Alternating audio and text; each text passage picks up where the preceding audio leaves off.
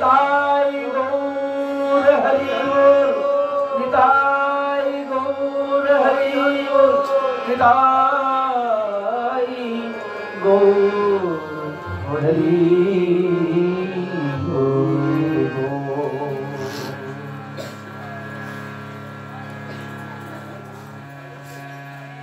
আমাদের কোটি প্রাণ শ্রী শ্রী নিতাই গৌর এবং প্রেমময় প্রভু শ্রী শ্রী রাধা মাধব করুণাতে আজকে আমরা তৃতীয় দিবস হচ্ছে তার প্রেমময় যে কথা আর নাম সেই লীলাকে আমরা কিঞ্চিত শ্রবণ করছি। এই জন্য আজকে আমরা সেই প্রেমময় গৌর হরিকেও স্মরণ করব। কারণ হচ্ছে কি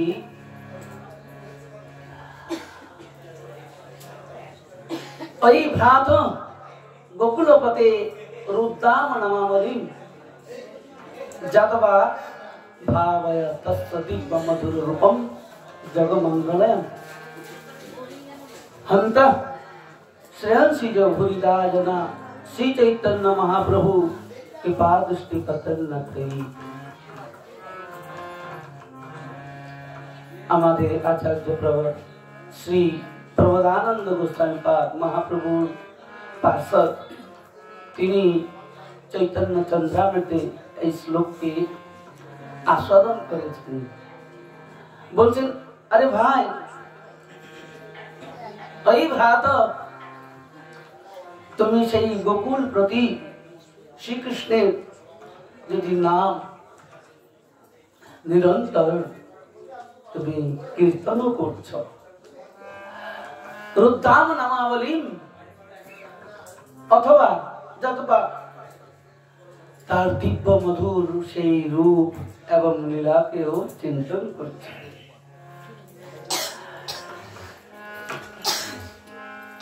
আমার শ্রী সেই প্রাণ প্রভু গৌর সুন্দরের যদি করুণা দৃষ্টি না হয় তাহলে কিন্তু তুমি সেই প্রেমের সমুদ্রকে সন্তরণ করতে পারবে না। এই জন্য প্রেম যদি পেতে ইচ্ছা থাকে তাহলে কিন্তু গৌর হরিকে স্মরণ করতেই হবে। কেন অবতার তো অনেক হয়েছে, সত্য ত্রেতা দ্বাপর আর কলি এই চারটি যুগে অবতার হয়েছেন। সবাই কিছু না কিছু দিয়ে গেছেন আমাদেরকে। সব অবতারেই প্রভু আমাদেরকে দিয়েই গেছেন। এই জীবের জন্যই তো প্রভু যুগে যুগে আসছেন। কিন্তু কলিযুগ কেমন, কেন কলিযুগ বলা হয় এই যুগকে?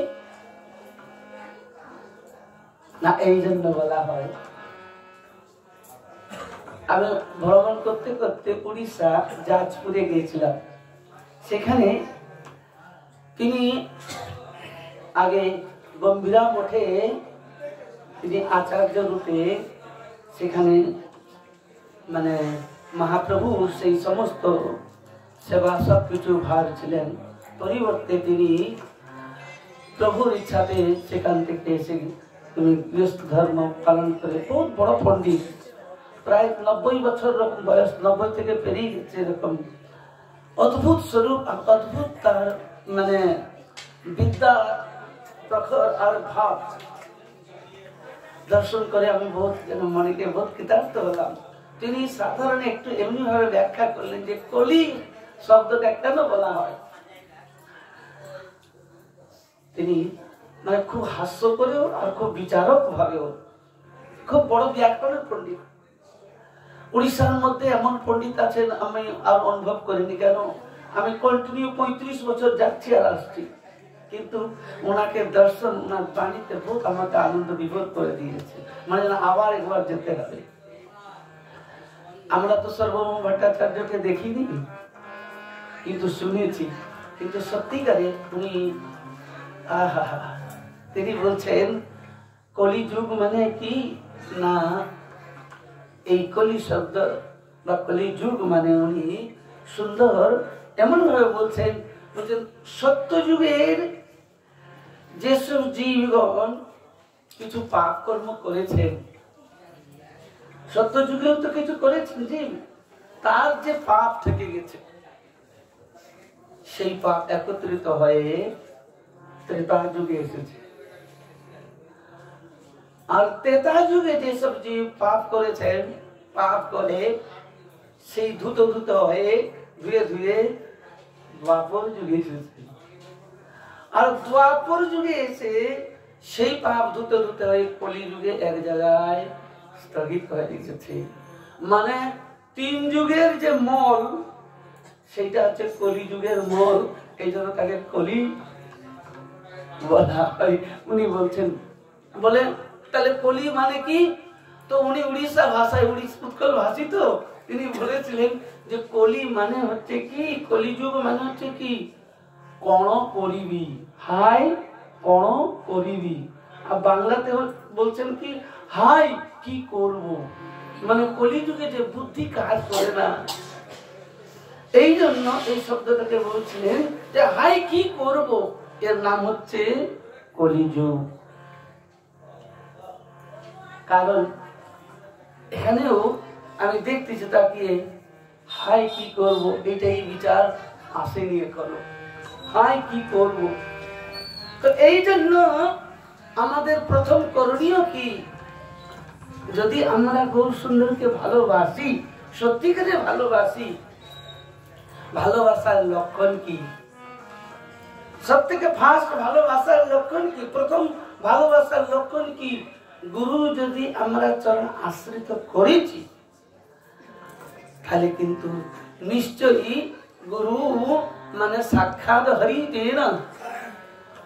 এই জন্য সেই গুরুদেবের যদি একটু আগেই আমরা পালন না করতে পারলাম, তাহলে আর গোবিন্দের জন্য কি করব? হাই কোন করিনি, কি করব? এই কপলোক দেখে না মনে হচ্ছে না যে আপনারা অনেক দিন কথা শুনেছেন, কিছু মনে করবেন না। খালি কপলোক দেখে মনে হচ্ছে যেন কোনোদিন কথাই শুনেন, হয়তো মনে হচ্ছে যেন গুরু পাদ পদ্ম আশ্রয় করেননি। যদি গুরুদেবকে ভালোবাসেন, প্রথম ভক্তি মম সন্তন কর সঙ্গা, যদ্যপি রামায়ণে বলেছেন, কিন্তু ভক্তির অঙ্গই হচ্ছে কি, আপনি যেই পরিবারে হোক না কেন সুন্দর করে একটু তিলক করুন। দর্শনম তবলোকস্য সর্বতা অগহরম, সর্বতা অগহরম। বৈষ্ণব দর্শন মাত্রতেই আমাদের যে পাপ, অপমানে পাপ দূরীভূত হয়। কিন্তু খালি কপাল দেখলে কিন্তু কিছু হয় না। এই জন্য খালি কপালে যেন না থাকেন, কিছু মনে কষ্ট পাবেন না। আপনারা কাটুয়াবাসী, আর কাটুয়াবাসী মানে হচ্ছে কি, মহাপ্রভুর লীলা। একজন আমার যে মানে ভাগবতের গুরুদেব ছিলেন, তিনি বলতেন গৌর লীলা শুনতে নাই। যদি গৃহস্থ গৌর লীলা শুনেছে, তাহলে আর সে গৃহস্থ ধর্ম পালন করতে পারবে না, তিনি বলেছিলেন। আমি সেই টাইমে শুনেছিলাম যে তিনি এই শব্দ বললেন কেন, এত বড় পণ্ডিত হয়। বলে বাস্তবিক যদি আপনি গৌর লীলা শুনেছেন না, তাহলে আর আপনাকে ভালো লাগবে না ঘরে থাকতে।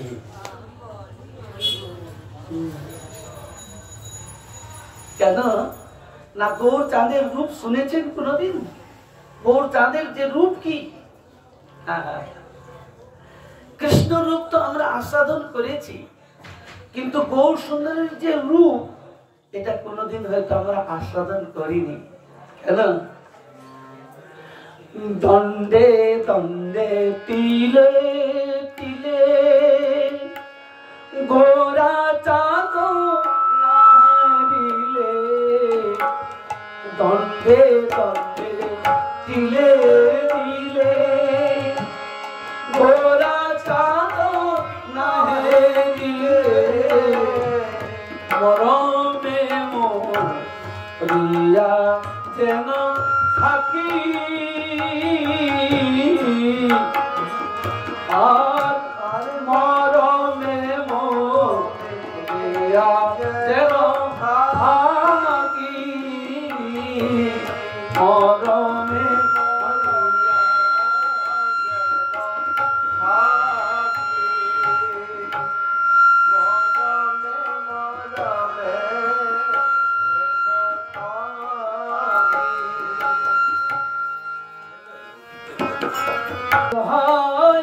নিরন্তর হেমকান্তি কলেবর নিরন্তর হেমকান্তি কলেবর হিয়ার মাঝারে সদা রাখি হিয়ার মাঝারে সদা রাখি হিয়ার মাঝারে সদা রাখি হিয়ার মাঝারে সদা রাখি সাধায় নিরন্তর হেমকান্তি কলেবর হিয়ার মাঝারে সদা রাখি। মহাপ্রভু গৌর সুন্দরের যে সেই রূপ কেমন ছিল, স্বপ্ন বিলাসে এমন বর্ণন হয়েছে যে মহাপ্রভু এই ধরাতলে প্রকট হননি, কিন্তু তার আগেই প্রেমময়ী রাধারানীকে মহাপ্রভু রূপ গোবিন্দ রূপ দেখিয়েছিলেন। যখন গোলকেতে প্রেমময় গোবিন্দ প্রেমময়ীর জানুতে শ্রীমস্তককে দেখে মানে বিশ্রাম করছেন, সেই সময় দেখেন কি না সেই আজানুলম্বিত ভুজ কনকাবদাত যে স্বরূপ, অপূর্ব সেই স্বরূপ দর্শন তিনি রাধারানীকেই দর্শন করিয়েছেন। সঙ্গে সঙ্গে রাধারানী বলছেন, প্রাণনাথ প্রাণনাথ তুমি যাবো, এ দেখো না কে আমার মনকেও আকর্ষণ করছে, কে পুরুষ আমি বুঝতে পারছি না, জাগো একটু জেগে দেখো। আমার প্রেমময় গোবিন্দ তিনি বলছেন, রাধে এ তো তোমারই রূপ, এই কলি মগ যুগ, এই কলি যুগে যে আসছে, সেই কলি যুগে আমি কলিহত জীবকে করুণা করার জন্য আমি এই রূপ তোমার রূপ নিয়ে ধরাতলে প্রকট হই।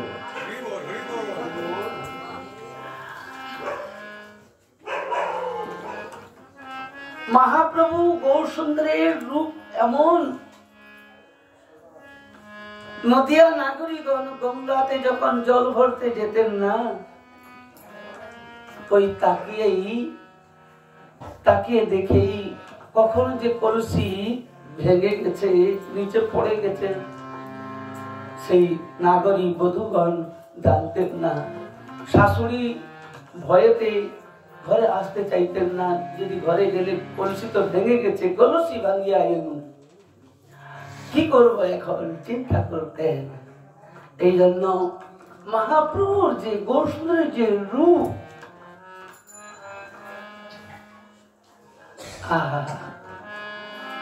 সেই রূপে যদি মন ডুবে যায় না একবার, আর তাহলে ঘর করবেন কি করে। আলো শুনেছ সহি, আলো শুনেছ সহি ঘোড়া ভাবের কথা, আলো শুনেছ সহি গোরা ভাবের কথা, কোণের ভিতর কুল মধু কেঁদে আকুল করে তথা, হলুদ বাটিতে গৌরী বসিলা যতনে, হলুদ বরণ গোরা চাঁদে পড়ে গেল মনে, কিসের রাঁধন কিসের বাড়ন কিসের হলুদ বাটা, আখির জলে বুক ভিজিল ভেসে গেল পাটা, মনে প্রাণে মইল ধ্বনি, মন প্রাণে টানে, ছনছনালি মনে সই, ছটপটানি প্রাণে। উঠিল গৌরাঙ্গ ভাব, সঙ্গ দিতে নারে, লোহেতে ভিজিল বাটন, গেল ছাড়ে খারে। লোচন বলে, আলো দিদি কি বলিব আর, হয় নাই হবার নয় এমন অবতার। এই জন্য গোড়া অবতার কি না, অবতারের সার গোড়া অবতার। কেন সার বলা হয়েছে? সত্যযুগে নারায়ণ জীবের জন্য কেঁদেছেন কি না কেঁদেছেন কোথায় লেখা যায়? ত্রেতা যুগে জীবের জন্য শ্রীরাম প্রভু কেঁদেছেন কি কোথায় লেখা নাই।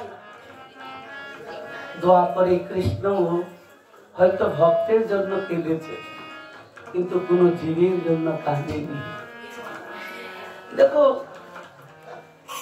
তেলির মাথায় সব তেল দিতে পারে, তেল চকচক করছে সেই মাথায় তেল দেয়, কিন্তু বাস্তবিক যে রুখাতে মাথা আছে সেই তেলটা দেওয়ার নামে হচ্ছে তেল দেওয়া।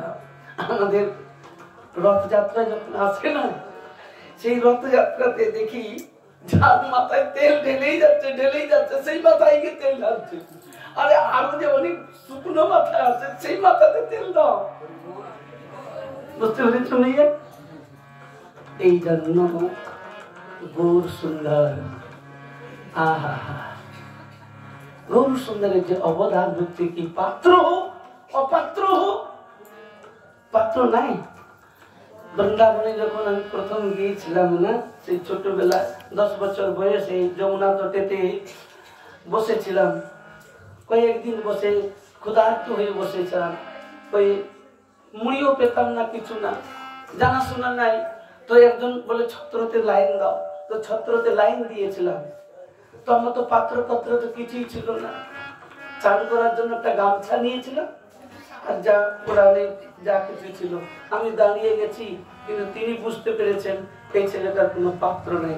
সঙ্গে সঙ্গে ছুটে এসে আমাকে একটা বাসন দিয়েছিল, বাটি, বলে এই বাটিটা নিয়ে তুমি খিচুড়ি ধরে খাবে। তা আমার গৌর সুন্দর তেমনি, যে পাত্র না, বলে পাত্র নাই তোমার, বলে না, বলে এখনই পাত্র করছি তোমাকে। এই জন্য গৌর সুন্দরের যে অবতার, গৌর সুন্দরের যে লীলা বুঝা, চৈতন্য লীলা হয় সমুদ্র গম্ভীর, সেই বুঝে যেই হয় ধীর। চঞ্চল চিত্ত চঞ্চল মন, বুদ্ধি স্থিরতা নাই, গৌর লীলা কি আস্বাদন করবেন? গৌর কি বস্তু কি করে বুঝবেন?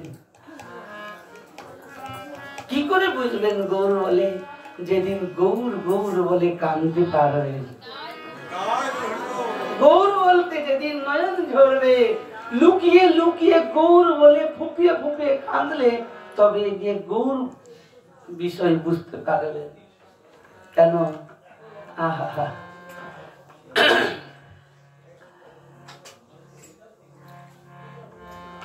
আমরা সত্য যুগ থেকে লক্ষ্মী ইত্যাদি, মাতা সীতা দেবী, আর দ্বাপর যুগে প্রেমময়ী রাধা রানীরও আমরা কৃষ্ণ যে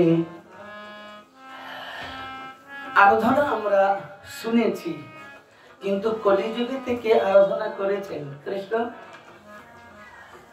যার নাম হয়তো আপনারা শুনেননি, যার আরাধনা হয়তো আপনারা জানেন না। সেই আরাধনা মহাপ্রভু তো আস্বাদন করেছেন, তিনি নিজেকে নিজে আস্বাদন করেছেন, কিন্তু বাস্তবিক যার নাম শ্রী মাতা ঠাকুরানী বিষ্ণুপ্রিয়া, তিনি কিভাবে যে অতিবাহিত করেছেন জীবনকে, কিভাবে সাধনা করেছেন, কে না জানলে কৃষ্ণ ভজন করা যাবে না। কৃষ্ণকে ভজন করতে গেলে যে কত মানে ত্যাগ আর কত যে দুঃখ সইতে হয় এই বোঝা যাবে না। একটা অন্য দানাকে নিয়ে কৃষ্ণ হরে কৃষ্ণ কৃষ্ণ কৃষ্ণ হরে হরে, হরে রাম রাম রাম হরে হরে, একটা চালকে নিয়ে আর নিরন্তর কাঞ্চনা আর নমিতাকে বলছেন, আরে নমিতা, নাম তো করছি, আমার প্রাণনাথের নাম শুনিয়ে দিবি, আমি গৌর হারা পেয়ে গেছি, গৌর বিনা আমি বাঁচতে পারবো না। গৌর নাম শোনার জন্য ব্যাকুল হতেন।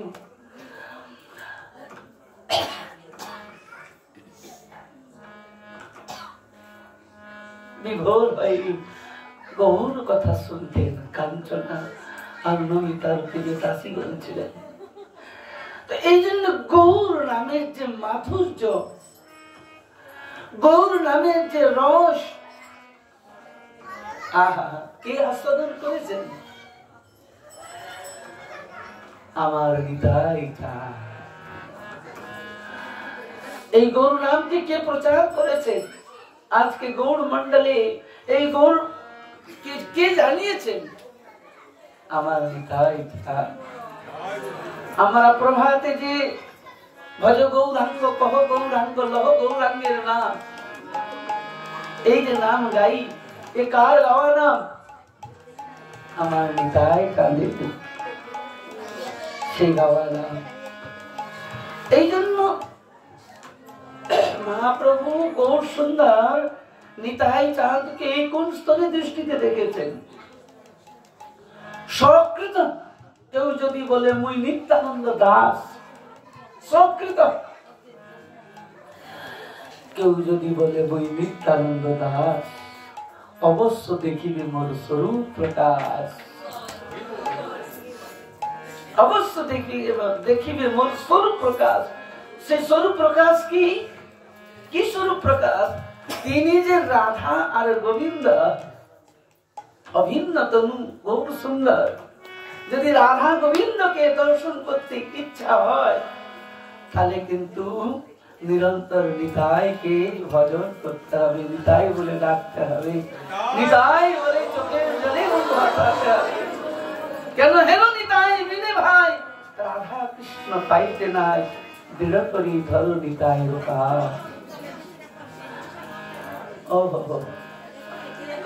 কত করুণার মূর্তি, প্রেমের মূর্তি, কত করুণার ভরা হৃদয়। যিনি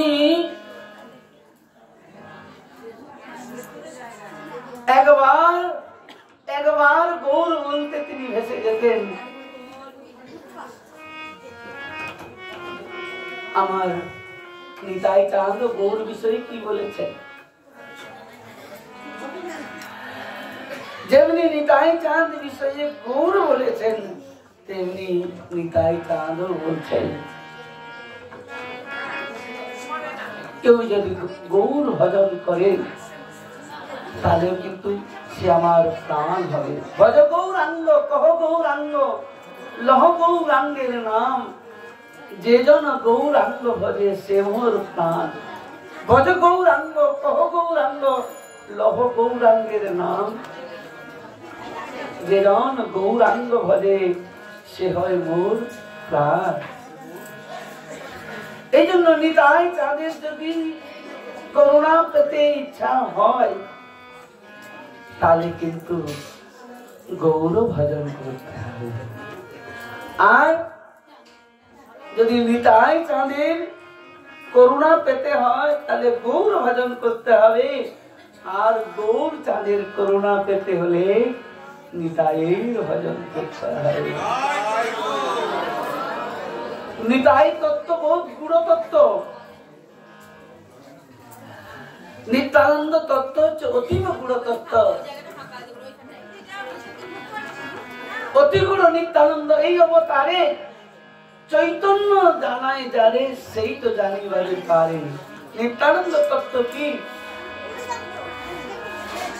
আমার অন্তরে নিতাই, বহিরে নিতাই, নিতাই জগত অন্তরে নিতাই, বাহিরে নিতাই, অন্তরে নিতাই, বাহিরে নিতাই, নিতাই জগত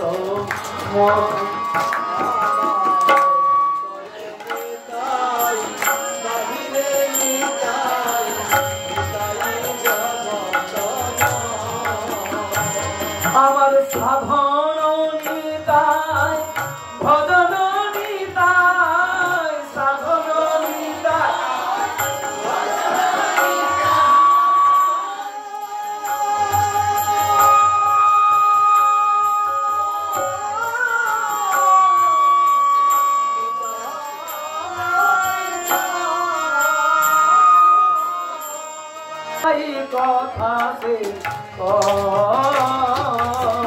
নিতাই কথা সবাই গান করুন সাধন নিতাই ভজন নিতাই নিতাই কথা সে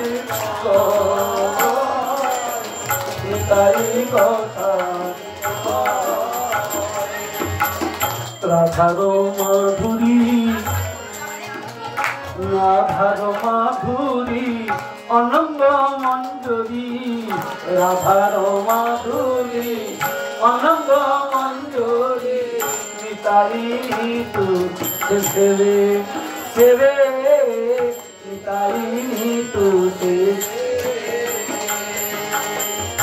আর রাধার মাধুরী অনঙ্গ মঞ্জুরি নিতাই তুঝে দেবে আর কোটি সকাভার গগন সুন্দর কোটি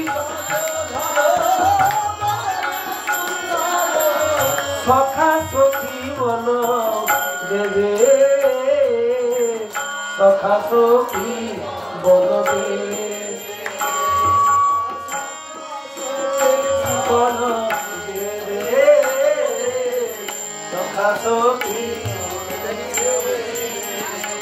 আমার নিতাই সুন্দর যোগপীঠে ধরে রত্ন সিংহাসন সেবে সুন্দর যোগপীঠে ধরে রত্ন সিংহাসন সেবে ভূষণ নিতাই ভূষণ নিতাই ভূষণ নিতাই ভূষণ নিতাই বিলাসে সখীর মাঝে বিলাসে সখীর মাঝে ভূষণ নিতাই ভূষণ নিতাই বিলাসে সখীর মাঝে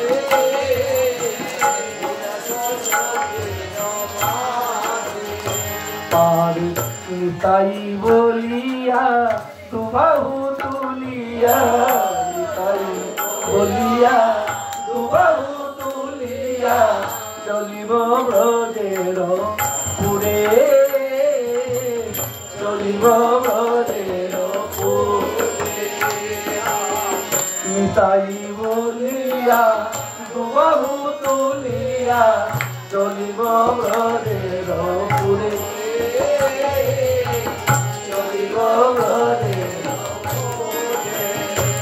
আর দাস বৃন্দাবন করে দিবে মন দাস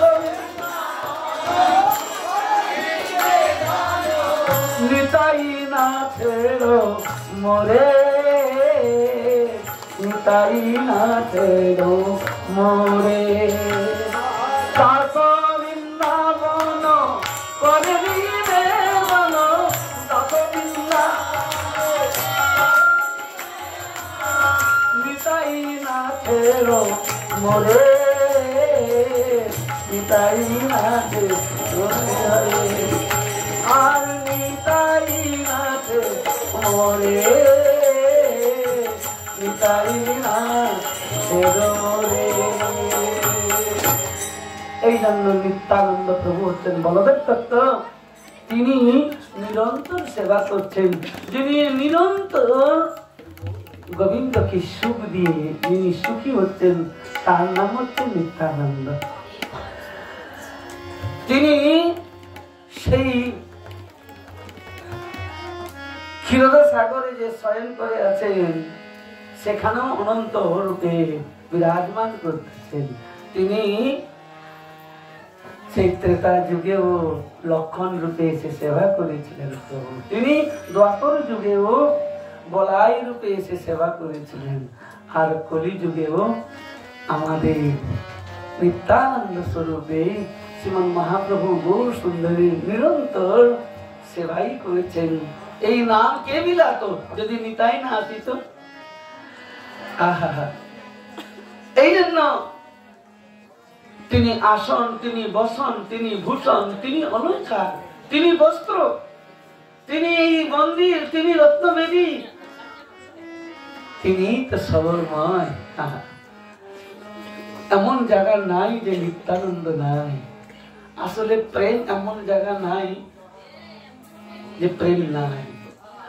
সর্ব হৃদয়ে প্রেম যেমনি আত্মারূপে সব জায়গায় বিরাজমান করছেন, তেমনি নিত্য সিদ্ধ কৃষ্ণ প্রেম, নিত্য সিদ্ধ কৃষ্ণ প্রেম সার্থক নয়, শ্রবণাদি শুদ্ধ চিত্তে করে উদয়। যাকে আমরা প্রেম বলি, সেই প্রেমের স্বরূপ হচ্ছেন আমার নিত্যানন্দ প্রভু, যিনি নিরন্তর ডগমগ গৌর কীর্তনেতে, গৌর সেবাতে, কৃষ্ণ নামেতে যিনি নিরন্তর বিভ্বল, তিনি হচ্ছেন নিত্যানন্দ। আর তার সাক্ষাৎ মূর্তি আমরা দৃশ্যমান করছি শ্রী গুরুদেব রূপে, তিনি বসে আছেন। আজকে গুরুদেবের করুণা না হলে কিন্তু আজকে রাধা মাধবের চরণে আপনার এসে এই আনন্দ উপভোগ করতে পারতেন না। এই যে আমরা আনন্দ উপভোগ করছি কয়েকদিন ধরে, এই হচ্ছে গুরুদেবের করুণা মূর্তি, সাক্ষাৎ হরিদেব। এই জন্য জীবে সাক্ষাৎ নাই, তাতে গুরু চৈত্য রূপে, শিক্ষা গুরু হন কৃষ্ণ মহন্ত স্বরূপে। সাক্ষাৎ তিনি করুণা করার জন্য বসে আছেন, আমাদের অনুভূতি করতে হবে। কিন্তু তবে কি আমরা কৃষ্ণকে অতি সত্তরে আমরা কি সেবা লাভ করতে পারব। মহাপ্রভু গৌর সুন্দর আস্বাদন করেছেন, নাহি কৃষ্ণ প্রেমধন দরিদ্র মোর জীবন। এই জন্য এ জগতে কৃষ্ণ প্রেমের যে ধনী হয় তাকে ধনবান বলা হয়। আর সেই কৃষ্ণ প্রেমের যদি ধনী হতে চান, আপনার হৃদয়ে সাপ্লাই কি করে আসবে, কি করে আসবে সেই কৃষ্ণ প্রেম? গুরুদেবের চরণে যেমনি আমাদের আচার্য পাদ প্রবোধানন্দ গোস্বামী পাদ এক সূত্রতে বলছেন, যথা যথা গৌর পদার্থ বিন্দেন বিন্দিত ভক্তিপ্রত পূর্ণ রাশি। যত যত পরিমাণেতে গৌর শ্রী চরণেতে অনুরাগ আর ভজন আর মনোপ্রাণ সমর্পণ হয়ে তার গুণগান গাইবেন, এতই ভাবেই কি হবে না, রাধারানী প্রেম উচ্ছলন হৃদয়ে হবে। কিন্তু আমি অনুভূতি একটু গুরু কৃপাতে করেছি, যত যত পরিমাণে গুরুদেবের শ্রী চরণেতে অনুরাগ হবে, তবেই গিয়ে নিতাই গৌর শ্রী চরণেতে অনুরাগ বলে। গৌর চরণের অনুরাগ হলো না, নিতাই চরণে অনুরাগ হলো না, বুঝতে পারলে না তোমার কারেন্টটা সাপ্লাই হচ্ছে না। তো সত্যিকারে বলছি, আমি কন্টিনিউ নিরন্তর, আমার গুরুদেব প্রচন্ড তেজি পুরুষ ছিলেন এবং তার পাক্কা নিয়ম 3টার সময় উঠবেন। গোস্বামীরাও থরথর করে কাঁপতেন, বর্ষানার যে গোস্বামীরাও থরথর করে কাঁপতেন। কেন? ওনার ভজন প্রভাবেতে। গোস্বামীরাও আমার গুরুদেবকে খুব ভালোবাসতেন। তারপরে ওনার যে গুরুদেব ছিলেন তিনি সিদ্ধ পুরুষ ছিলেন, শ্রী সচিনন্দন দাস বাবাজি মহারাজ। আর তার গুরুদেব ছিলেন শ্রী রামহরি দাস বাবাজি মহারাজ। তার গুরুদেব ছিলেন শ্রী শ্রী 108 জগন্নাথ দাস বাবাজি মহারাজ, যিনি যাকে গড়িয়া মঠের সর্বভূম বলে। তো এই জন্য আমি খুব ভাগ্যবান যে সেই সিদ্ধ পুরুষদের ছোঁয়া ছোঁয়া ছোঁয়া ছোঁয়া হয়ে এই অধম শরীরেও একটি ছোঁয়া মনে যেন পড়েছে। কারণ আমি গুরুদেব চরণ ছাড়িনি, যতদিন ছিলাম গুরুদেব চাই অনেক শাসন করুক, অনেক কিছু সিংহের রকম গর্জন, একটুতেই গুরুদেব বলতে না কাঁপতাম বিলকুল। এখন তো অনেক কিছু বললেও শুনতেই চাই না শিষ্যরা, তখন শুধু তাকিয়ে দেখলে, আমার গুরুদেব তাকিয়ে দেখলেই না সব শেষ। উঠতেই হবে 3টার সময়, 3টার সময় শুয়ে থাকতে পারবে না, উঠতেই হবে। আমাদের গুরু কৃপাতে নিয়ম ছিল 3টার সময় জেগে সমস্ত এই যে প্রভাতী কীর্তন কুঞ্জভঙ্গ পুরা কণ্ঠস্থ, এই বিকাল বেলায় যত সব কীর্তন সন্ধ্যা আরতি সব কণ্ঠস্থ। আর গুরু কৃপাতে এই যত বাদ্যযন্ত্র শুনেছিলাম, মানে গুরু কৃপা হলে সবকিছু স্ফুরণ হয়, সত্যিকারে সবকিছু স্ফুরণ হয়। কোনো রাগ রাগানি শিখিনি, কিন্তু সব রাগ রাগানি যেন এসে স্মরণ নেয়। কি রাগ গাইতে হবে, কি তাল বাজাতে হবে, একতলা, দুতলা, চৌতলা, যত রকম মাত্রা, ये অটোমেটিক যেন গুরু কৃপাতে সব সম্ভব হয়ে যায়। এই জগতে কিন্তু গুরু কৃপা বস্তুটা অদ্ভুত বস্তু। এই জন্য সাক্ষাৎ গুরুর করুণা পেতে গেলে গুরু শ্রী চরণেতে ধরণিতায় চরণ ছেড়ো না, গুরুদেবের চরণ ধরেই থাকতে হবে। আর এমনি না, ব্যাকুল হতে হয়। কিছু কিছু অনুভূতি হচ্ছে কি, কৃষ্ণ নামে আমরা কাঁদি, গৌর নামে কাঁদি। কোনদিন গুরুদেবের নামে কেঁদেছেন? কে কেঁদেছেন? হাত উঠা। গুরু বলতে কে কেঁদেছেন? গুরুদেবকে স্মরণ করে কে কেঁদেছেন? বৃন্দাবনে যখন বর্ষনা থেকে রাধারানী আমাকে নিয়ে যায়, একদিন আমি মানে অনুভব করছিলাম যে গুরুদেবের নামে তো কি আছে, আমি দেখি তো। আহা, গুরুদেব বলতেও আমি হারিয়ে গিয়েছিলাম। বাস্তবিক দেখো, হরি আর গুরু আর বৈষ্ণব আর ভগবান, হরি গুরু বৈষ্ণব তিনের স্মরণে হয় বিঘ্ন বিনাশন, অনায়াসে হয় নিজ বাঞ্ছিত পূরণ। এক সূত্রেতে বলেছিলেন যে যথা দেবে তথা গুরু, যথা গুরু তথা দেবে। শ্রদ্ধাটা কিন্তু আলাদা আলাদা যদি হয়ে যায় না, তাহলে বহুত মুশকিল হয়ে যায়। মহিমায় গুরু কৃষ্ণ এক করি জানা, গুরু আজ্ঞা হিতে সব সত্য করি মানো। আর ভাগবতে ওই শব্দ থেকে তুলে ধরেছেন বিশ্বাস ও গুরু ভাব কেসু। গুরুদেব যা বলে দেন এটা কর না, ওতেই সিদ্ধ হয়ে যাবে। দেখুন, মানে বৈষ্ণব জীবনী পড়ে দেখুন, আচার্যগণের জীবনে পড়ে দেখুন। জীব গোস্বামী পাক শ্যামানন্দ প্রভুকে বললেন যাও ঝাড়ুটাই লাগাও নিধুবনে।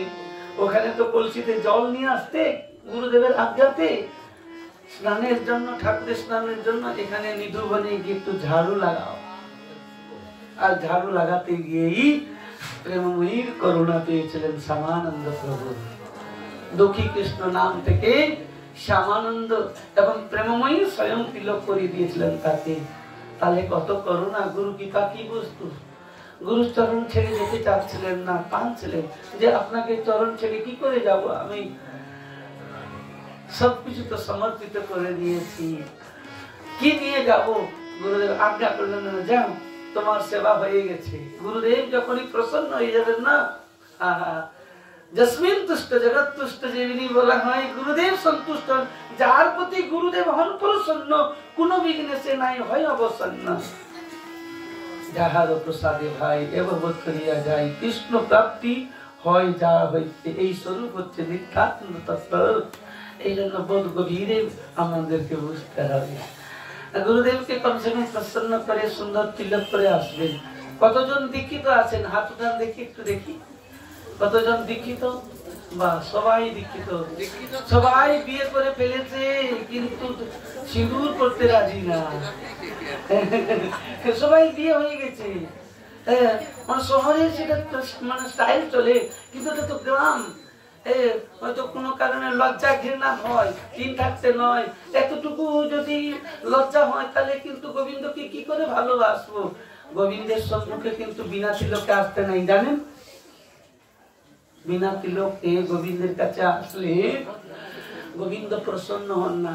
শুনেছেন কোনদিন?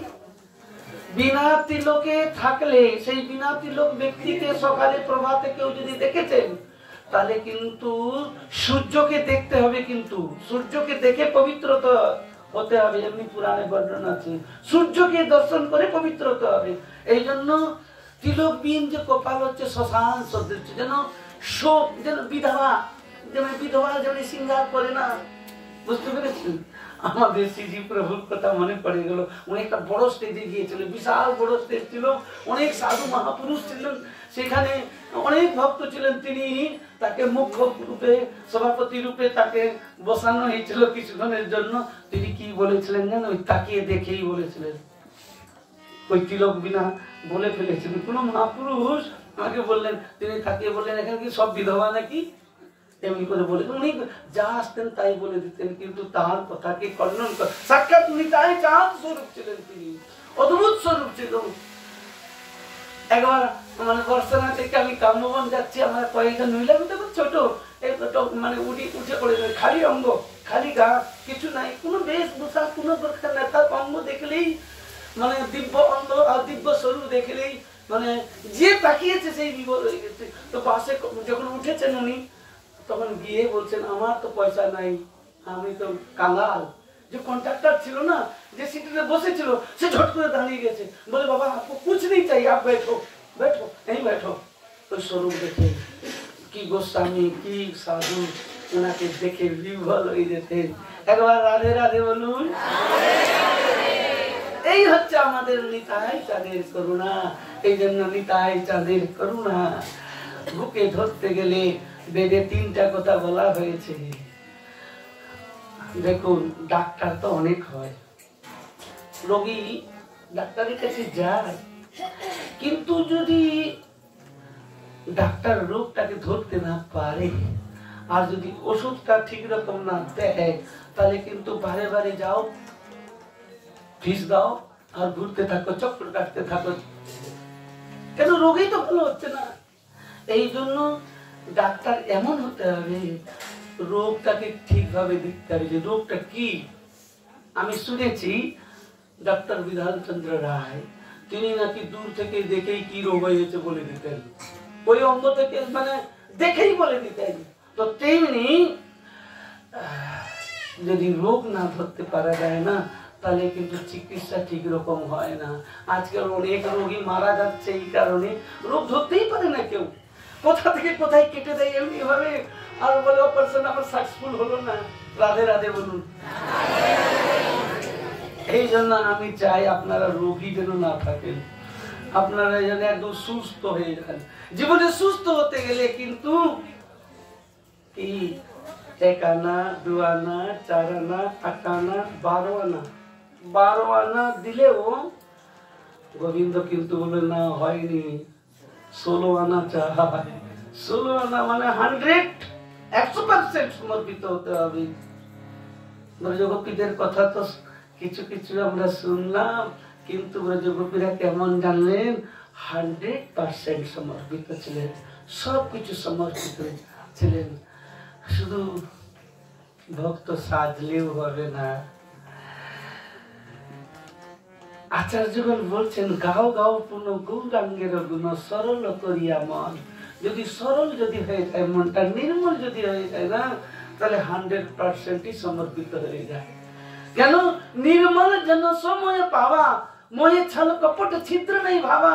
আর আসল কপট হচ্ছে কি, একটা ভিতরে কিছু আর কিছু বাইরে কিছু, কিছু ভিতরে কোন সময় দিব দিব মনে করছে বলে দিব না, হাত মুঠো করা আছে, মানে একজন গেছে ভাগবতে দিব কিছু পেট খাবো, হাত মুঠো করে ধরে রেখেছে।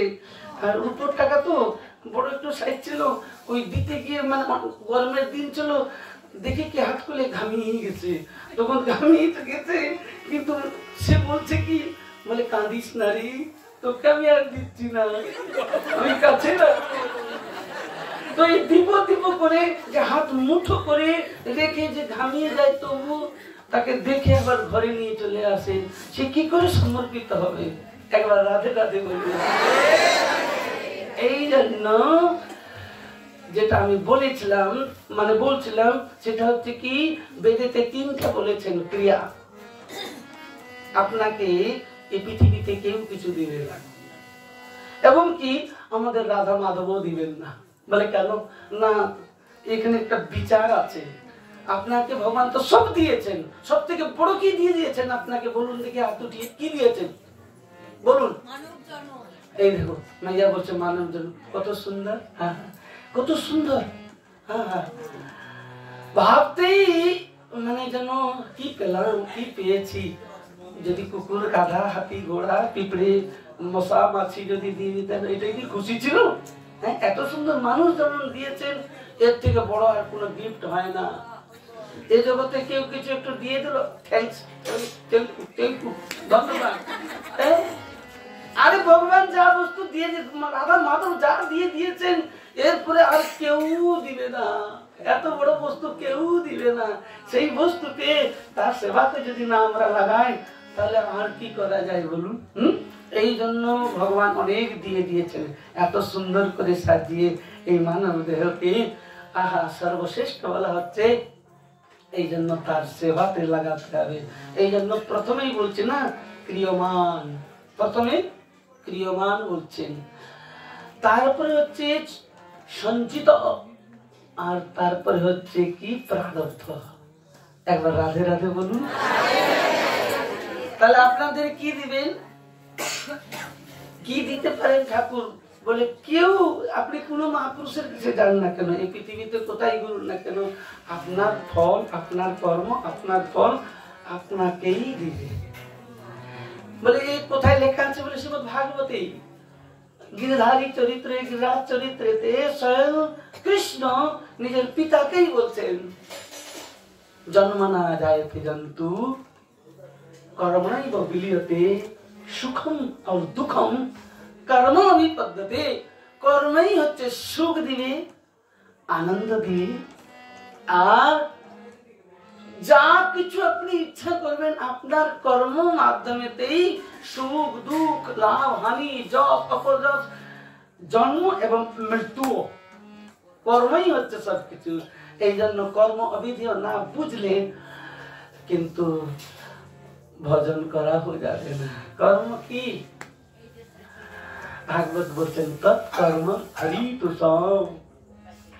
গোবিন্দকে কোনদিন সুখী করলাম না, শুধু নিজের সুখেরই অনুসন্ধান করলাম, কোনদিন হরিগুরু বৈষ্ণবকে সুখী করলাম না, শুধু নিজের সুখের জন্য উন্মাদ থাকলাম। কি করে সুখী হব?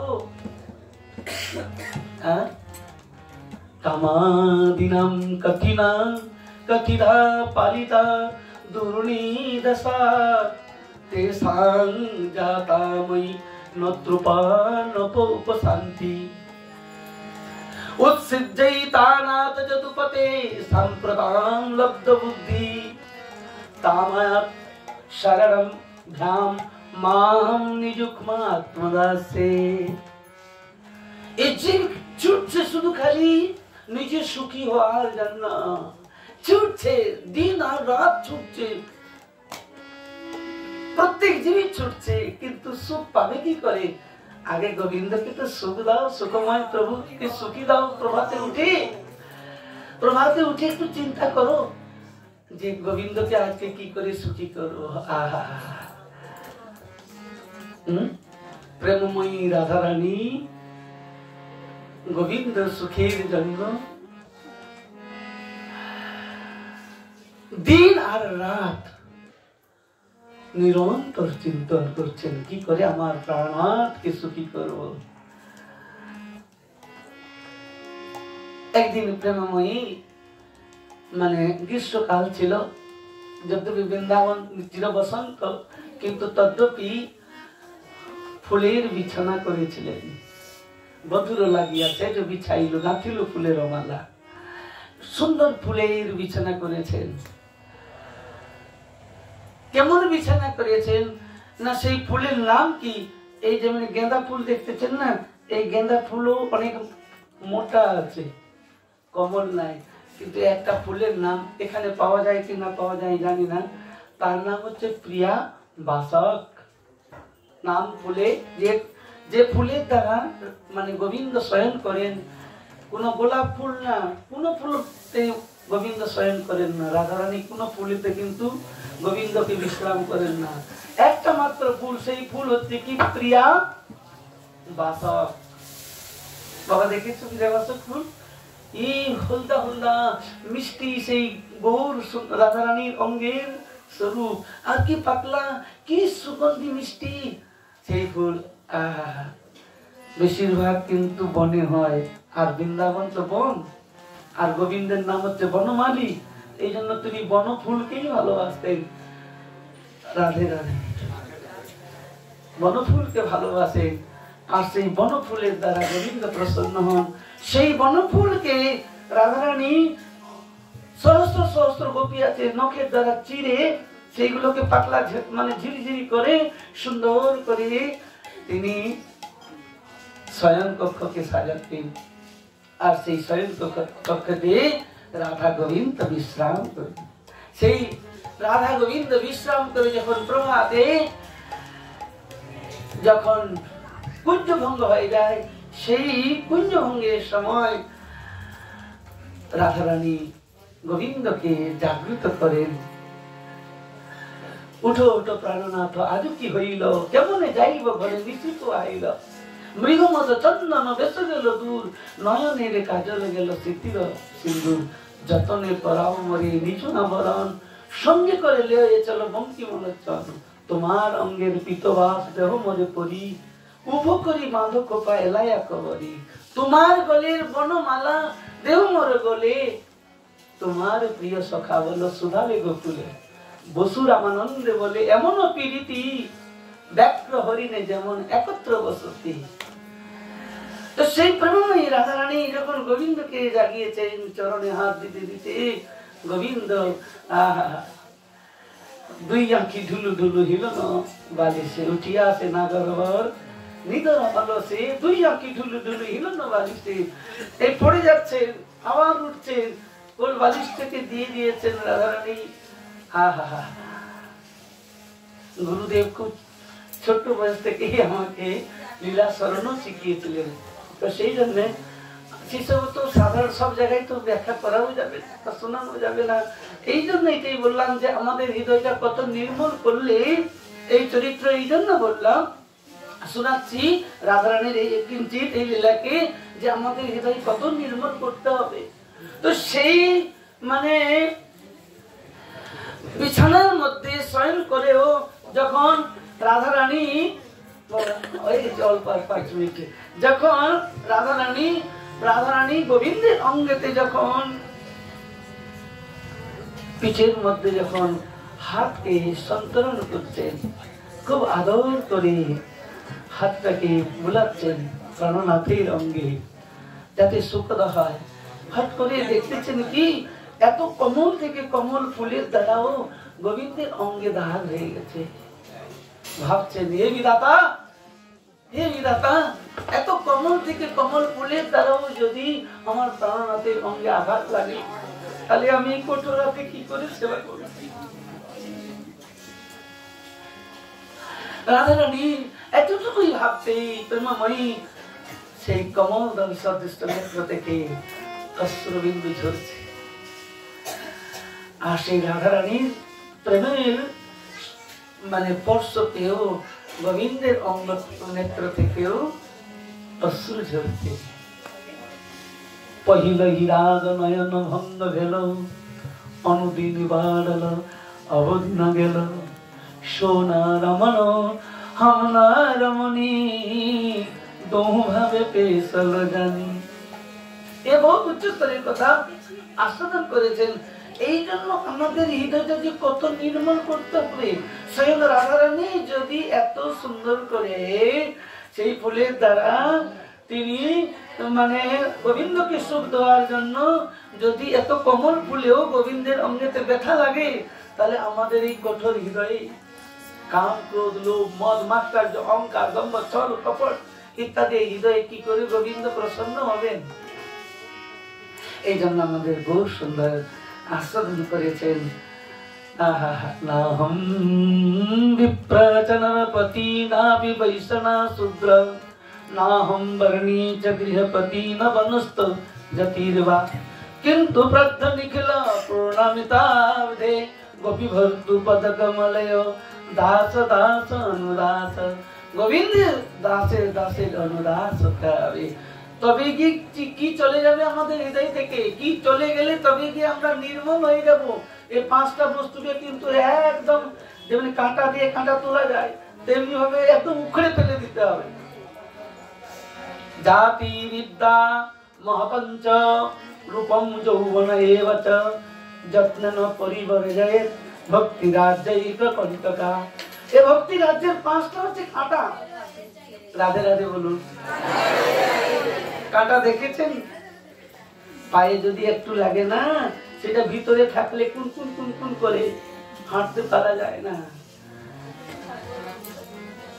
যদি সাধু মনে করে না, তাহলে কিন্তু সে সাধু হতে পারবে না। দাস হয়ে যদি দাস মনে করে সে দাস হতে পারবে না। এই অদ্ভুত ভাব।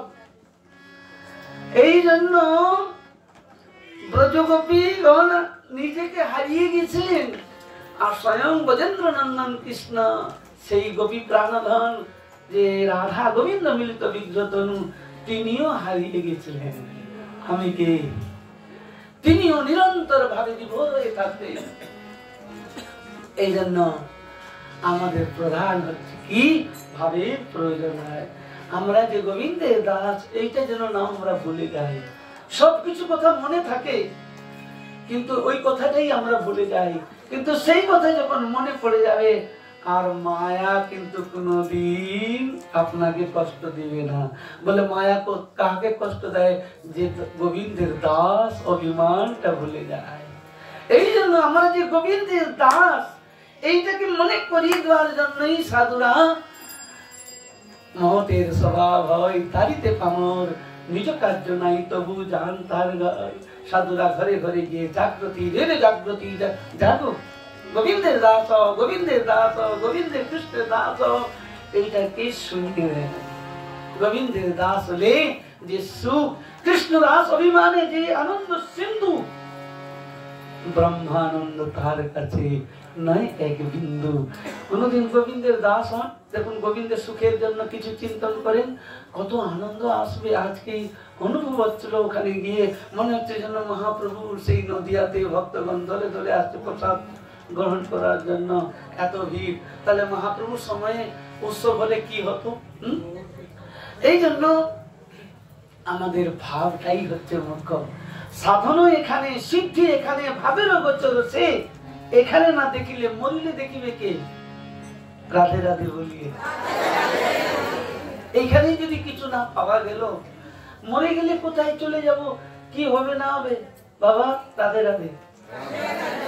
जब हम चले जाएंगे और अनुभव होगा, हाँ, तो रहते रहते ही अनुभव करना चाहिए। शरीरे प्राण থাকতে থাকতে আমাকে অনুভব করতে হবে। মরে গেলে কি পাবো না পাবো এটা কিছু ছেড়ে দেন। বেঁচে থাকতে থাকতে যদি শরীরে প্রাণ থাকতে থাকতে যদি অনুভূতি না হলো, তাহলে কি করে মরে গেলে কি হলাম সেটা কি করে অনুভূতি হবে? আর অতি শীঘ্র যদি অনুভূতি করতে হয়, মহাপ্রভুর একটা কথা সবসময় মনে রাখুন, বলে যাব। চৈতন্য ভাগবতে ভক্তি যোগকে বর্ণন করতে গিয়ে বলেছেন বৃন্দাবন দাস ঠাকুর, ভক্তি যোগটা কি করে বিভোর হবেন? ভক্তি যোগ, ভক্তি যোগ, ভক্তি যোগ ধান, ভক্তি এই কৃষ্ণ বলি করণ, ভক্তি এই কৃষ্ণ বলি করে ক্রন্দন। ভক্তি যোগ, ভক্তি যোগ, ভক্তি যোগ ধান, ভক্তি এই কৃষ্ণ বলি করে ক্রন্দন। যদি কৃষ্ণ নাম করতে করতে সেই ব্রজ গোপীগণ যেমনি কুলে কুলে কেঁদেছিলেন রাসের মধ্যে, ইতি গোপ্য প্রগায়ন্ত প্রলপন্ত চিত্রদা রুদু সুসন রাজন কৃষ্ণ দর্শন লালসা।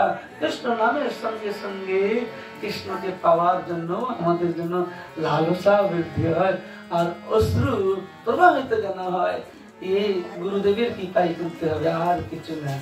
গুরু কৃপা হলেই এই বস্তু আসছে। গুরু কৃপাই হচ্ছে। বংশীদাস বাবাজি মহারাজ বলে সিদ্ধ পুরুষ ছিলেন, তিনি বলেছেন বংশী কহে ভজিলে ভজন নাই, গুরু কৃপা ভজনের মূল। এই জন্য যারা বাবার শ্রী চরণেতে অনুভূত হয়েছেন যেন কৃপাটা পান, নিরন্তর গুরুদেবের শ্রী চরণেতে আসবেন। আগামীকালকে আমি প্রভাতেই চলে যাবো বাবা, 7টা গাড়ি ধরে যেতে হবে, নাহলে হবে না। তো আপনারা সুখে থাকবেন, একটা বলি কি সুখে থাকবেন, নিরন্তর প্রসন্ন থাকবেন। আর কি ভক্তের প্রথম লক্ষণ কি জানেন? ভক্ত হতে গেলে কিন্তু দুঃখকে মাথায় বরণ করতে হবে। দুঃখেতে ঘাবড়ালে হবে না, যে দুঃখ আসছে কি করবো, দুঃখ আসলে ঘাবড়ালে হবে না। দুঃখকে কিন্তু বরণ করতে হবে। তিতিক্ষব কারুণিকম সুহিত সর্বদেহিনাম অজাত শত্রুব শান্তা সাধব সাধুভূষণ। বাংলায় বলছেন কি, ভক্ত হতে গেলে যে করে আমার আস তার করি সর্বনাশ। যদি না ছাড়ে পাস তবে করি দাসের দাস। কি সর্বনাশ? মনে করছেন কৃষ্ণ ভজন করলে আপনার সব শেষ হয়ে যাবে? না, সর্বনাশ বলতে কি বোঝা? শেষ হয়ে গেল নাকি কিছু হারিয়ে গেল তো বলে সর্বনাশ হয়ে গেল? আগুন, ঘরে আগুন লেগে গেল বলে সর্বনাশ হয়ে গেল? সর্বনাশ। গোবিন্দ যাকে ভালোবাসেন, ভাগবতী বলছেন যদনুগ্রহামি যদনুগ্রহামি তদ্ধনম ভরিসে, আমি তার সমস্ত হরণ করে দিই। তবেই তো কৃষ্ণ নামটা। কৃষ্ণ মানে হচ্ছে কি, যিনি সবকিছু আকর্ষণ করে নেন। কৃষ্ণ খুব আছে আর নষ্ট নিবৃত্তি অর্থে। এই জন্য যিনি আপনাকে এই সংসার থেকে আলাদা করে দেন, তাহার করে নেন, নিজের করে নেন। কৃষ্ণ আপনাকে নিজের করে দেন। একটু যদি কিছু বিন্দু আপনার প্রারব্ধ থাকে না, আপনাকে গোবিন্দ কাছে নিতে পারবেন না। জগন্নাথ পুরীতে সিদ্ধ মানে এক মহাপুরুষ ছিলেন, তার নাম ছিল জগন্নাথ বাবা। তিনিও সেই একদম এমন রোগেতে, রক্ত আমাশা বলে বা পাতলা পায়খানা বলে, তাকে কি বলে, ওটা কি তখনকার সময় যে হতো কলেরা, সেই ওই রোগেতে তিনি একদম বেহুশ হয়ে সমুদ্র কূলেতে পড়েছিলেন। আর স্বয়ং জগন্নাথ দেব সোনার ঘটিতে করে বলছেন উঠো, তুমি সোচো করে। তাকে দেখতেছেন স্বয়ং ভগবান জগন্নাথ। বলে প্রভু, এই পাপিষ্ঠ অধম জন্য তুমি সোনার ঘটিতে করে জল নিয়ে এসেছো, আমাকে সোচ করবে, কিন্তু এই রোগটা একটু ভালো করে দিতে পারো না? জগন্নাথ একটু মৃদু হেসেছেন, বলছেন দেখি আমি সব পারি, কিন্তু এই রোগ যদি আমি এখনই ঠিক করে দিই তাহলে আবার রোগ তোকে এসে আক্রমণ করবে। কেন? তোমার প্রারব্ধ। তবেই তো বললাম না, আপনার কর্মই আপনাকে সুখ দিবে। এই জন্য প্রথমেই হচ্ছে কি, আপনি এমন কিছু কাজ করবেন না আপনার কথা কর্ম না বাঁচার দ্বারা কেউ দুঃখ পায়। মনে রাখবেন, কাউকে কিন্তু দুঃখী করো না। এক জায়গায় দান শব্দ অর্থে লেখা ছিল, অন্ন দান, বস্ত্র দান, সোনা দান, ওষুধ দান, সব দান লোক করে, কিন্তু একটা দান আছে, সেই দানটা বড় দান হচ্ছে কি, তুমি কাউকে দুঃখী করো না। এইটা আগে সংকল্প করে না। আর দুঃখী যদি করেছো তাহলে দুঃখ কিন্তু পেতেই হবে। আপনার প্রারব্ধ আপনাকেই ভোগ করিয়ে দিবে। এই জন্য প্রথমেই হচ্ছে কি, আপনাকে সুখী হতে গেলে আপনি কাউকে দুঃখ দেন না। আমি জীবনে সংকল্প করেছি যে আমি কাঁদবো, কাউকে কাঁদাবো না। এটা আমার জীবনের সংকল্প। কেন? কিছু ভেবে করেছি। কাম ক্রোধের শরীর তো কোনো সময় কিছু অন্যায় দেখলে না মনে যেন ইস কেন আমাকে সাধু বানিয়ে দিল, তো অন্যরকম মনোবৃত্তি এসে যাবে, না না থাক, আমি তো সাধু হইনি, কিন্তু সাধুর লাইনে তো সাধু হওয়ার জন্যই তো প্রস্তুত হচ্ছি, কিন্তু এমন ভাবনা নিয়ে আসাটা ঠিক না। এই জন্য কাউকে দুঃখ দিবেন না। গোবিন্দ তৃতীয় স্কন্ধেতে কপিল রূপে মা জননীকে দেবতীকে বলেছিলেন, অহম সর্বেষু ভূতেষু ভূত আত্মা অবস্থিত সদা जो অবজ্ঞায় কুরুতে অর্চা বিড়ম্বনম। যদি কোনো হৃদয়কে আপনি দুঃখী করিয়েছেন ব্যবহারের দ্বারা, আর আপনি যে ঘন্টি বাজাচ্ছেন, তুলসী চড়াবেন, ঠাকুরের চরণে ভোগ লাগাবেন, ওই স্বীকৃত কিছুতেই করবেন না গোবিন্দ। কেন? প্রত্যেকের হৃদয়ে তো সেই গোবিন্দ বসে আছেন, তাকেই চিনলে না তুমি, তার হৃদয়ের দুঃখটা বুঝলে না।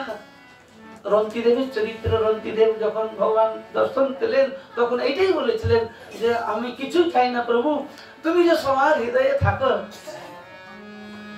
সেই ব্যক্তি যে দুঃখী হয়, সেই দুঃখটাকে যেন আমি অনুভূতি করতে পারি। মহাপ্রভু অবতারে একজন বাসুদেব বলে ভক্ত ছিলেন, তিনি গৌরসুন্দর যেমন তাকে কুষ্ঠ রোগ ভালো করে দিলেন। মহাপ্রভু শ্রী চরণ ধরে সেই কুষ্ঠ বাসুদেব বলছেন, প্রভু এক বস্তু আমি মাগি, তুমি কি দিলে? বলে কহমর বাসুদেব কি চাও? বলে প্রভু এই যে জগতে যে জীব এত কষ্ট পাচ্ছে, সেই সব কষ্ট তুমি আমার মাথায় দাও। আর তোমার চরণে যে আমি দর্শন পেলাম, তোমার চরণের দর্শনের যে ফল, সেই সুখ এই জগৎকে জীবকে বেঁটে দাও, তারা যেন সুখী হোক। আমি এই দুঃখ জন্ম জন্ম কষ্ট সইব, কিন্তু জীব যেন সবাই সুখী হয়। মহাপ্রভু হৃদয়ে লাগিয়ে নিয়ে বলছেন, আমার বাসুদেব, তুমি তো সেই প্রহ্লাদ, তবেই তো আজকে তুমি এই মনোভাবনা করেছ। এই জন্য পর দুঃখে দুঃখী, পর সুখে সুখী হতেই হবে। কিন্তু পর দুঃখে দুঃখী, পর সুখে সুখী। অষ্টাদশ পুরাণেষু ব্যাসস্য দ্বয়বচনম পাপায়া পরপীড়াসু পূর্ণায়া পরোপকারেষু। এই দুটো শব্দকে মনে রাখুন। অন্যকে কষ্ট দিয়েছেন মানে কি এর থেকে আর কোনো পাপ নাই। আর কার সুখের জন্য যদি কিছু চিন্তন করেছেন, সুখ দিয়েছেন, এর থেকে আর কোনো ধর্ম নাই। পরহিত সরিষ ধর্ম নাই ভাই, শ্রী রামচন্দ্র প্রভু বলছেন, পরহিত সরিষ ধর্ম নাই ভাই, পর পীড়া সম নাই অধমাই। অন্যকে পীড়া দেওয়ার সমান কোনো অধম কেউ নাই, আর অন্যকে সুখ দেওয়ার সমান কোনো ধর্ম নাই। একবার রাধে রাধে বলুন। বাবা কই উনি এসেছেন? আর একবার রাধে রাধে বলুন। তাহলে সর্বে ভবন্তু সুখিনা, সর্বে সন্তু নিরাময়া, সর্বে ভদ্রাণি পশ্যন্তু মা কষ্টিত দুঃখভাগ ভবেৎ। তো আপনারা সুখী থাকুন, সুখে থাকুন, আর গোবিন্দের চরণকে চিন্তন করতে থাকুন। কেন? যদি আপনি সুখী হতে চান না, দেখুন আরেক সূত্র মনে পড়ে গেল। সেই সূত্রটা হচ্ছে কি, শতম বিহায় ভুক্তব্যম, কাজ ছেড়ে কিছু খেতে হবে সকালে। কিন্তু নিয়ম অল্প করে নিয়ে, যদি গুরু চরণ আশ্রয় করে থাকেন, সান্নিধ্য জপ করে নিয়ে সকাল বেলায় পারলে 8টা থেকে 9টার ভিতরেই কিছু একটু খেয়ে নিবেন, মানে প্রসাদ পেয়ে নিবেন। শতম ধ্যায় ভুক্তব্যম। শরীর ঠিক আছে, আপনার গোবিন্দ আরাধনা আছে, সব নিয়ম আছে, সবকিছু। শরীর যদি বেঠিক হয়ে গেছে না, তাহলে কিন্তু সব ঠিক, সব গড়বড় হয়ে যাবে। শতম ধ্যায় ভুক্তব্যম, সহস্র স্নানম আচরে, 1000 কাজ ছেড়ে চান করতে হবে। একবার রাধে রাধে বলুন। কেন বলছি আমি আপনাকে, আমি অনুভব করে বলছি। এই করোনা যখন হয়েছিল না, করোনার টাইমে একজন গোস্বামী ব্রাহ্মণ করতে গিয়ে অনেক ঠাকুর নিয়ে, বাবা অনেকগুলো ঠাকুর নিয়ে, যখন না রাধা গোবিন্দ গোপাল এই একটা বুকটা নিয়ে আর আমাদের আশ্রমে উঠেছে। করোনার টাইমে ভরপুর করোনা তখন, আর জ্বর হয়েছে সে 100, সে মর্মর অবস্থা হয়ে, ওনাকে দেখেই খুব তেজ ছিল, মানে ইয়েতে আমি কোনো রাখিনি, কে এসেছিলেন কে জানো, কিন্তু ব্রাহ্মণ শরীর ছিল, এ দেখে খুব হলো। তো তিনি দুয়ারে এসে বলছে, বাবা বিশ্বম্বর বাবা, আমি না আপনার কাছে আমি থাকতে চাই কদিন। তখন কেউ ঢুকাচ্ছে না, দরজাই খুলছে না, গেট খুলছে না। আমি দাঁড়িয়ে ভাবলাম যে আমি মরে যাব, কিন্তু ইনাকে কিন্তু আমাকে রাখতেই হবে। সেই অনেক ঠাকুর নিয়ে ভিতরে কোন রকম রেখে তিনি একদম যে চিত হয়ে যে শুলেন, মানে 3 দিন কোনো হুঁশ নাই, এত বেহুশ হয়ে গেছে জগতে। তার ঠাকুর ঠুকুর সেই পুটলার মধ্যে বাঁধা ছিল। এই জন্য শরীর ঠিক থাকলে আপনি ঠাকুরকেও ধ্যান দেবেন। এই জন্য 100 কাজ ছেড়ে খেতে হবে, আর 1000 কাজ ছেড়ে চান করতে হবে। মাথাটা গরম থাকলে কিন্তু অল্প কথাতেই ক্রোধ এসে যাবে। এই জন্য মাথায় বেশি করে জল দিয়েও চান করতে হবে। রাধে রাধে বলুন। 1000 কাজ পড়ে থাকলেও চান করবেন, 100 কাজ ছেড়ে দিয়ে খেতে হবে, 1000 কাজ ছেড়ে চান করতে হবে। লক্ষম বিহায় দাতব্যম, 1 লক্ষ যদি কাজ পড়ে থাকে ঘরে, রাধে রাধে বলুন। লক্ষম বিহায় দাতব্যম, কিছু দিলে কিছু পাওয়া যায় জানবো। আমরা তো খালি পেতে আশা করি, কিছু দিতে চাই না। তো আসবে কোত্থেকে? যদি ব্যাংকের সামনে গিয়ে খালি ঘোরাঘুরি করেন, ব্যাংকের মধ্যে না থাকলে আপনি পাবেন কি করে? এই জন্য শাস্ত্রে বলছে লক্ষ কাজ ছেড়ে দান করতে, 1 লক্ষ কাজ ছেড়ে দান করতে বলছেন। আর কোটি তপ্পা হরি ভরি, 1 কোটি কাজ যদি এদিক ওদিকে আলোমালো হয়ে পড়ে থাকে, এক সাইড করে গোবিন্দকে ভজন করতে হবে, প্রেমময় গোবিন্দের ভজন করতে হবে। এবার হাত উঠে বলুন, জয় রে শ্রী রাম। ভজহুরে মন শ্রীনন্দের নাম, অভয় চরণার বিন্দরে ভজাও রে মন শ্রীনন্দনন্দন অভয় নার বিন্দরে পুরে মন শ্রীনন্দনন্দন অভয় চরণার বিন্দরে দুর্লভ মানব জনম কত সঙ্গে দুর্লভ মানব জনম শত সঙ্গে তরে ভব সিন্ধুরে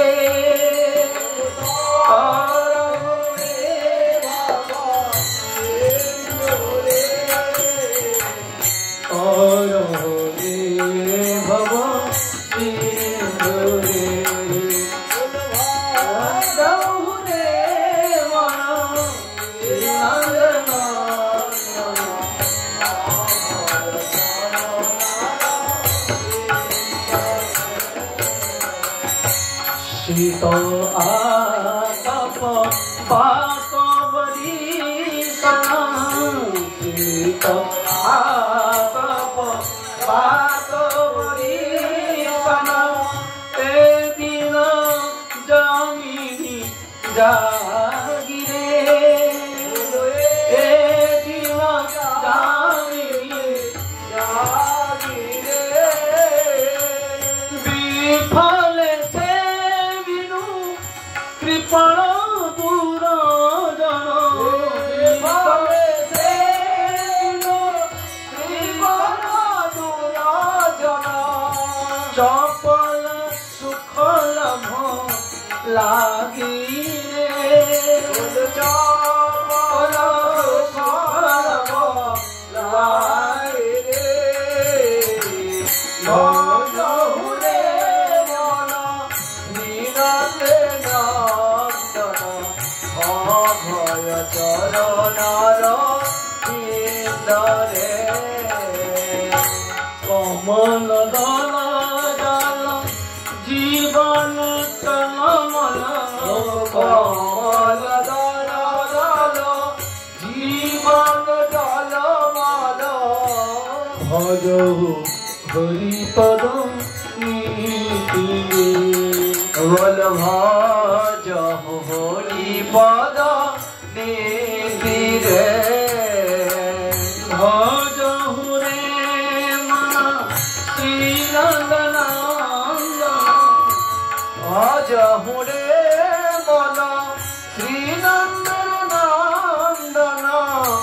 অভয় চরণার বিন্দরে অভয় চরণার বিন্দরে শ্রবণ কীর্তন স্মরণ বন্দন শ্রবণ কীর্তন স্মরণ বন্দন পাদ সেবন দাসরে পাদ সেবন দাসরে পূজন সখী জন আত্মনিবেদন পূজন সখী জন আত্মনিবেদন গোবিন্দ দাস যোগী রাসরে বল গোবিন্দ দাস যোগী রাসরে ভজহু রে মন শ্রীনন্দনন্দন অভয় চরণার বিন্দরে অভয় চরণার বিন্দরে অভয় চরণার বিন্দরে। এই জন্য সব থেকে বড় ভয় হচ্ছে কি মৃত্যু ভয়। যত ভয় আছে না, মৃত্যু ভয়কে প্রচন্ড ভয় লাগে। কিন্তু একদিন মৃত্যু আসবে। এই যে ভজন যিনি রচনা করেছেন গোবিন্দ দাস, তার ভাইয়ের নাম ছিল রামচন্দ্র কবিরাজ। গোবিন্দ কবিরাজ, রামচন্দ্র কবিরাজ। রামচন্দ্র কবিরাজ কৃষ্ণ ভক্ত ছিলেন, আর এই গোবিন্দ কবিরাজ দেবী ভক্ত ছিলেন। শ্রী রামচন্দ্র কবিরাজ কৃষ্ণ ভজনে এত প্রবল ছিলেন, কৃষ্ণ বশ ছিলেন, কিন্তু আমার ভজে মাগে বিষয় সুখ, অমৃত ছাড়ে বিষ মাগে, এই তো বড় মূর্খ আমি বিজ্ঞ, এই অজ্ঞে কেন বিষয় দিব, সচ্চরণা আমি তো দিয়ে বিষয় গুলাইব। এই জগতের বস্তু গোবিন্দ দিতে চান না। কিন্তু গোবিন্দ তার অনেক সম্পত্তি ছিল, ফুলের বাগান ছিল। একদিন ভাইকে বলছে, ভাই রে একটু আমাকে ফুল দিলি, আমি গোবিন্দের সেবা করবো। উনি উপহাস করে বললেন, তোমার গোবিন্দকে কেন বলছে না, ফুলের বাগান বানিয়ে দিবে। আর রামচন্দ্র খুব মনে করলেন, কষ্ট পেলেন, মনে মনে মানসিকে ফুলের যত সব বাগানে ঢুকে আর ফুল চয়ন করে গোবিন্দের চরণে সমর্পণ করে দিয়েছেন। যখনই গোবিন্দ দাস সেই ফুলটি চয়ন করে নিয়ে এসে মায়ের চরণে যখনই দিতে যাচ্ছেন, হাতটা খপ করে ধরে নেন দেবী মা, বলে এই ফুল আর আমার চরণে দিবে না, আমার মস্তকে দিবে। একবার রাধে রাধে বলবে। বলে কেন মা, এতদিন চরণে দিয়ে আসতেছি, আজকে মাথায় দিব কেন?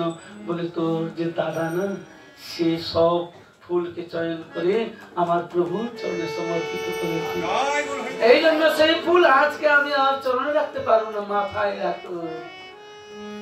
সেই গোবিন্দ দাসের যখন সান্নিপাত রোগ হয়ে যায়, সান্নিপাত রোগ মানে বিন্দু বিন্দু জল দিতে হয়, প্রাণ যায় না, সেই রোগে যখন কষ্ট পাচ্ছিলেন 1 বছর কাল, তখন ভাই এসে বললেন, দাদা এসে বললেন, ভাই রে এত কষ্ট পাচ্ছিস কেন, তুই আমার প্রভুকে একটু স্মরণ কর না, দেখবে সব দুঃখ নিবৃত্তি করে দিবে।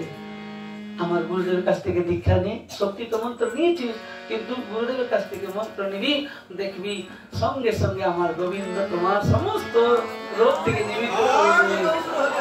শ্রীনিবাস আচার্য প্রভু এসে তাকে দীক্ষা দিলেন গোবিন্দ দাসকে, আর কর্ণে মন্ত্র দোয়ার সঙ্গে সঙ্গে এত পাওয়ার। শ্রীনিবাস আচার্য প্রভু সাধারণ ছিলেন, দ্বিতীয়বার মহাপ্রভু এসেছিলেন, এই জন্য স্পর্শ করার সঙ্গে সঙ্গে দীক্ষা দেওয়ার সঙ্গে সঙ্গে উঠেই বসলেন আর এই ভজনটা গিয়েছিলেন, ভজ হুরে মন শ্রীনন্দের নন্দন। আজন্ম কালের যে মানে স্বভাব, সব স্বভাব দূরে চলে গেল, তিনি গোবিন্দের চরণে সমর্পিত হয়েছিলেন। এই জন্য আমাদের সমর্পিত হতে হবে গোবিন্দের শ্রীচরণে। সদ্গুরু আশ্রয় করেছেন, কিন্তু আমি একটু জানতে চাই, এই জন্য জানতে চাই, আমাদের বাংলার মধ্যে আমি 30 বছর ধরে প্রচার করছি, কিন্তু একটা মনে দুঃখ হচ্ছে কি, তারা কৃষ্ণকে দীক্ষা তো নেই কিন্তু সেবা করতে চায় না। বলে কেন? বলে মাছ ছাড়তে পারছি না এখন। সত্যিকারে আমি বলছি না, আমি 30 বছর ধরে কথা বলতে বলতে মানে কিন্তু বাস্তবিক এইটা দেখতেছি আমাদের বাঙালিদের মধ্যে কি করবে, বাঙালি তো লিখে দিয়েছে বলে প্রিয় মাছ বা, কিন্তু বাস্তবিক না দীক্ষা না। দেখো ভুল, চুরি করতে থাকো, চুরি করতে থাকো, কিন্তু একদিন যখন তুমি হিসাব তো দিতে হবে না। এই জন্য গুরুদেবের চরণে যখন সমর্পিত হয়েছে, আবার কেন চুরি করছো? জগাই মাথায়কে মহাপ্রভু উদ্ধার করেছেন, এটা আপনি তাই চান উদ্ধার করেছেন, কিন্তু এই কথাটা কি মনে আছে? মহাপ্রভু বলেছিলেন, যদি আর না করিস, যদি পাপ, সব পাপ আমার। তখন জগাই মাথায় বলেছিলেন, আর না রে বাপ। তো এই জন্য যা করেছেন করেছেন, আবার গুরুচরণ আশ্রয় করে যদি আবার সেই গর্তের মধ্যে পড়ে থাকেন, তাহলে আর উঠবেন কি করে? গোবিন্দকে কি করে ভালোবাসবেন? আপনারা যে মানে আমি বলছি না, রাধারানীর কৃপাতে আমি চেহারা দেখেই বলে দিই, কতই লুকিয়ে থাকুন না কেন, এই রাধারানী আমাকে কিছু দিয়েছে, তাকেই দেখলে বলে দেবো যে রাধে রাধে। তো এই জন্য আপনাদেরকে বলছি, কিছু মনে সংকোচ করবেন না। দেখুন, যদি কেউ খাচ্ছেন তাহলে কিন্তু ছেড়ে দিতে হবে। বললাম না, আমি রোগী কাউকে রাখি না, একদম ওষুধ দিব আর ব্যাস গোবিন্দ সেবায় লেগে যাবে। কে কে খাচ্ছেন হাত উঠান, সংকোচ করবেন না। মাছ কে কে খাচ্ছেন, কে কে খাচ্ছেন উঠান না, কিছু আরে কোনো এমনি কোনো না। আপনারা সব নিরামিষ খান? কে কে মাছ খান একটু হাত উঠান না, কোনো ইয়ে নাই। আমাদের বাঙালির মধ্যে তো আছেই, যারা যারা খান মাছ একটু হাত উঠান, ভালো করে হাত উঠান। সংকোচ করার কোনো ইয়ে নাই, কেন যেটা সত্যি তো সত্যি। তো এই জন্য শাস্ত্রে লেখা আছে মাছ কেন খাবে না বলো? মাছ এই জন্য খেতে নাই, মাছ হচ্ছে কি শকুন, কাক, কুকুর আর বিড়াল, বাবা 5টা নিচ্ছি কেন, সেদিন যে 3 দিন যে থাকলাম, যদি এরা যদি না ভালো হয় তাহলে ওই বলে তোর মর্ম, তুমি যাও। সেই আমাদের যে শিক্ষাগুরু ভাগবত ছিলেন নন্দলাল পণ্ডিত, উনি দেখাতেন, বলে ভাগবত হলে গিয়ে আগে গিয়ে বসে যাবে কাপড়টা বিছিয়ে, আর যখন ভাগবত শেষ হয়ে যাবে না তখন আর ওইটাকে এমনি করে ছেড়ে দিয়ে আসবে, তোমার কাছে আমার কিছু নেব না, এমনি না। আমাদের পণ্ডিত ছিলেন, মানে এটা বলতেন কেন, সেই মানে নরক কথা যখন বর্ণন হয় না, তখন পণ্ডিত বললেন কিছু দান করতে হয়, গাভী দান করতে হয়। আর ঘরে এসে ব্রাহ্মণী বলছেন যে দেখো গো কথা শুনতে গিয়েছিলাম ভাগবত, বলে ভালো কথা, বলে কিছু দান দিতে হবে, একটু গাভী দান করবে, বলে ওইসব কথা বলবে না, দান দান দেওয়ার কথা বলবে না, বলে তাহলে কি করবো, বলে ভাগবত আগে গিয়ে বসবে, কাপড়টাকে বিছিয়ে বসবে, যখন ভাগবত কথা সমাপ্ত হয়ে যাবে কাপড়টাকে ঝেড়ে দিয়ে চলে যাবে। তো শুধু কাপড় ঝেড়ে গেলে দেখুন, রাধাই আমাকে না অনেক দিয়েছেন, সত্যিকারই বলছি, আমি খুব আনন্দে থাকি। কোনো সময় ভাবি যে রাধারানী এত দুঃখ দাও যেন আমি তোমার জন্য শুধু কাঁদতেই থাকি। যেমন রঘুনাথ দাস গোস্বামী দিন রাত কাঁদতেন তোমার জন্য, এই জন্য আমি কাঁদতেই যেন থাকি, আর কিছু চাই না। আমার না ধন আবশ্যকতা আছে, না কোনো জায়গা আবশ্যকতা আছে, কিছুই আবশ্যকতা দেয়। তো আপনাদের কাছে আমি প্রার্থনা করি আপনারাও যেন একটু গোবিন্দকে ভালোবাসুন। কেন মাছ একদিন খেলে 3 দিন অবধি শরীর পবিত্র থাকে, শুনেছেন? শুনেননি?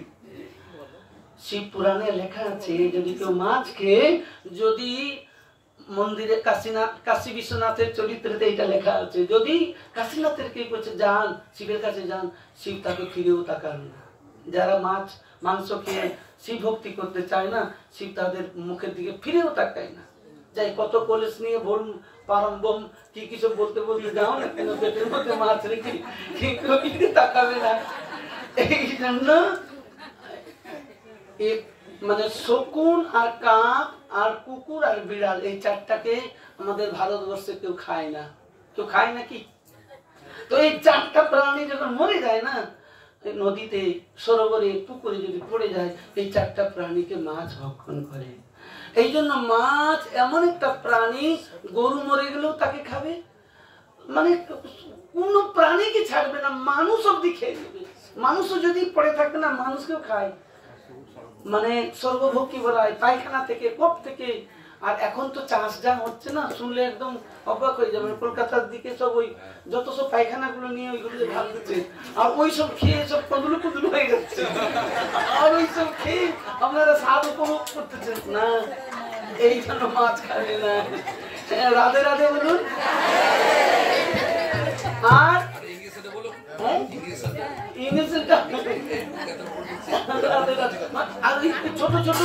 ছোট ছোট ক্ষীরাকে, আজকে একটা ক্ষীরা মানে খাচ্ছিলাম, সে ওই ইঞ্জেকশন দিতে একদম বড় বড় করে দিচ্ছে। আমাদের ওইদিকে লাউ গুলো যাকে ঘিয়া বলা হয়, একদম সকালবেলায় এতটুকু, বিকাল বেলায় সুই দিয়ে এত বড়। রাধে রাধে বলো, আমার ঠিকই বলছেন। তো এই জন্য কেন মাছ খাবে না? এই জন্য। তাহলে মাংস কেন খাবো না? মাংস শব্দ কোনোদিন বুঝেছেন? কে বুঝেছেন মাংস শব্দ? বলুন।